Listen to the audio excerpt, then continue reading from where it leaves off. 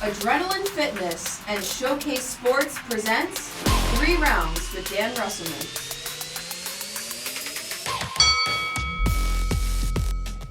That's the opening bell. This week's guest is a former St. Joe High School athlete and current St. Joe teacher and coach. Today, 3 Rounds goes head-to-head with Nicole Fox, English teacher and assistant basketball and softball coach. Strong athlete in high school, Nicole was always a fun player to interview after games. She has that energy and infectious personality that seems to kind of be working its way through the teams that she coaches. Absolutely. So Nicole joins us in the studio for round 2 as we discuss her role at St. Joseph's Academy right after this. Looking to buy or sell your home? Buy with Burn, sell with Burn, 856-524-2927. Call Dave Birnbaum for all your real estate needs. Welcome back to 3 Rounds. We're here with Nicole. Thanks for coming up. No problem. You're back at St. Joe, Yep. where you went to school. Is it kind of weird to be teaching in the building where you once went to as a student? I think at first it was a little surreal, but I've definitely settled into that kind of thought process of once being a student, but now being a teacher, and it definitely gives me a leg up with the kids as well. And I mean, you're wearing your softball shirt. I'm wearing my So you softball got to rep the softball team. You Have guys to. won the state championship in 2023. You Yes. get back to that game this year, but a little less successful. You lose that game.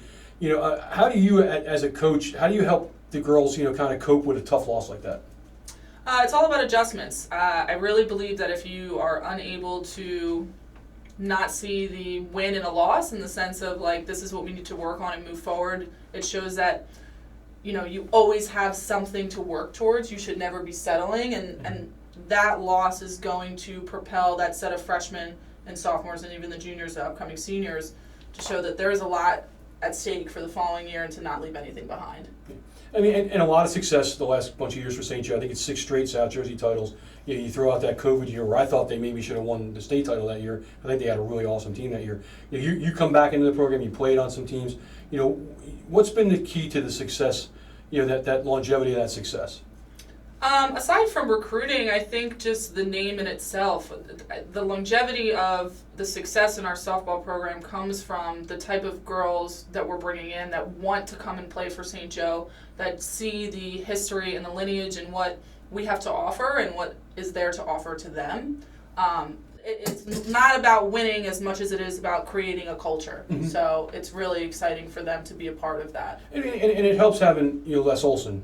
Who St. Joe kind of got lucky getting Les in the program because he was at Cumberland County and he opted to go back to high school. I mean, you didn't play for Les, but I mean, what does Les bring to the program? As somebody who's been around for a while, what do you see coming out of him? What Les brings to the program is truly something that I haven't seen in a really long time with softball coaches at the high school level. I think that he's not just able to connect with them just with softball, but he's able to really be there for them in the sense that, you're having a tough day, he's there to pick you up, but he's also there to push you in a way that's not necessarily negative and brings the student athlete down, but builds their character. So he's truly one of a kind in my eyes. Absolutely. And I mean, like I said, you played over at St. Joe, now you're coaching. The teams you played on, and you guys were pretty good when you played. Which teams were better? The ones you played on, the teams now, and what kind of differences are there you see between the teams? Well, there's big differences. I think there's big differences in what travel was when I was playing versus what travel is now for student athletes. I think that we are just continually, as a program, getting girls that are just hungry to play. But back in my day, what can I say? I mean, we had a great time. Like, we love to play, we love to have fun. We were at the level that we wanted to start to create that culture at St. Joe of South Jersey titles and state championships. So seeing what it was then when I was there and now what it's grown to be, it's just really exciting to be at the beginning and now seeing for other students. I mean, do you think you guys were better? I don't know. I mean, I love my team to death. I think we were definitely killing it, but I don't know. It's a tough matchup. I can't go against my girls, but I can't go against my previous girls too, so it's tough. Well, and you talk about how when you played, you had a lot of fun. I mean, Candy was coaching, and she another St. Joe product, to kind of continue that line. But you talk about having a lot of fun. How do you keep it fun? I mean, I know Les is a coach that demands a lot, but the girls love him. Right. I mean, you see that when you're around, and I've known Les for a long time. How do you guys as a staff, or you as a coach, how do you keep things fun and loose? Well, when you demand excellence from an athlete, you have to keep it fun. And by that, it's meaning you are encouraging them, you keep things a little bit light, but there is a time and a place where they have to see and respect that this is the time to turn it on and I've got to work hard. You have to really create a culture of excellence that makes your athletes want to play for you. And that is what we're doing here. And by keeping things a little bit lighthearted, fun, I mean, Les hit the gritty at the South Jersey final twice. So, I mean, I don't know how much more fun you can get with that. So, Take him out for ice cream? he gets us Ritas all the time. I feel like I'm a part of the team. It's crazy. I'm like, oh my goodness, like free ice cream. And I mean, shift a little bit. You also have a little basketball. You going to see a state title in the future for St. Joe anytime soon? I think we're definitely going to continue to grow as a program. Jose Gonzalez is doing a fabulous job with the girls and building that program to where it should be. Recruiting-wise, we're doing just fine. We have a really great core group of freshmen coming in and a core solid group of sophomores. So we have a lot to look forward to. I definitely think that we are going to be moving down the line in terms of playoffs in the next 2 to 3 years. So it would be amazing to get back to that position of being at a state title level, especially when we had Dana and that whole crew. That is our vision, is to get back to that point. So it'll definitely be happening. Just a lot of hard work and putting in more time. Absolutely. When you look at coaching high school kids, I mean, what's the biggest challenge that you see dealing with the kids these days? Biggest challenge. It's a little different than when you played, and that was not long ago. Oh man, biggest challenge is definitely just getting them to see you as somebody that's knowledgeable, getting them to see you as somebody who has more to offer to them as just somebody who's there for you for high school, because like I mentioned, travel is so different. Student athletes now view their travel and AAU programs as the end-all be-all, but you're still trying to instill this culture at the high school level for them that, you have to push that forward. Yeah. So getting them to see that from you, that's really kind of sometimes the toughest point. But honestly, the girls are great. They work hard. They respect me. They respect all their other coaches, so it's great. And what's the craziest thing you ever saw on the field? Oh, God. Craziest this year?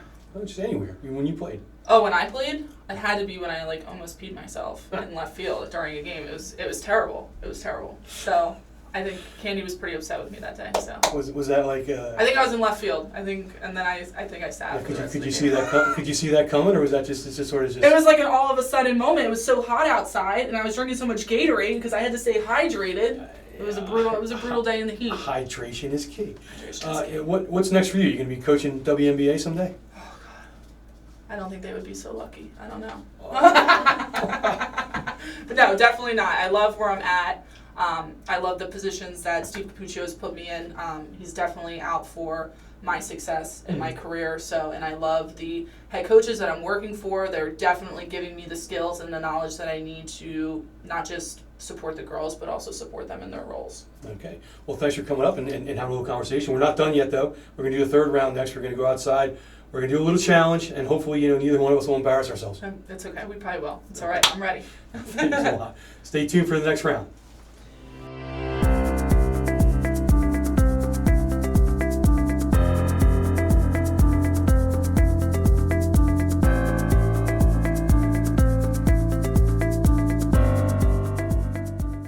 Frustrated and confused when it comes to your child's education? I needed that burden lifted from me. I needed a lifeline. Huntington was that lifeline. I know my child's future is bright. Huntington gets results. 1-800-CAN-LEARN.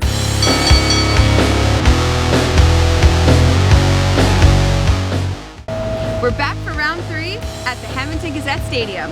Today's competition, Home Run Derby. Here are the rules. You have 10 contact swings. The one to knock the most over the pylon fence is our winner. Time to decide batting order. The only way to do that is rock, paper, scissors. That's 2 out of 3? Whatever you want. All right. I lost. All right, I'm first. Let's play ball. I'm ready. Let's do it. Good night.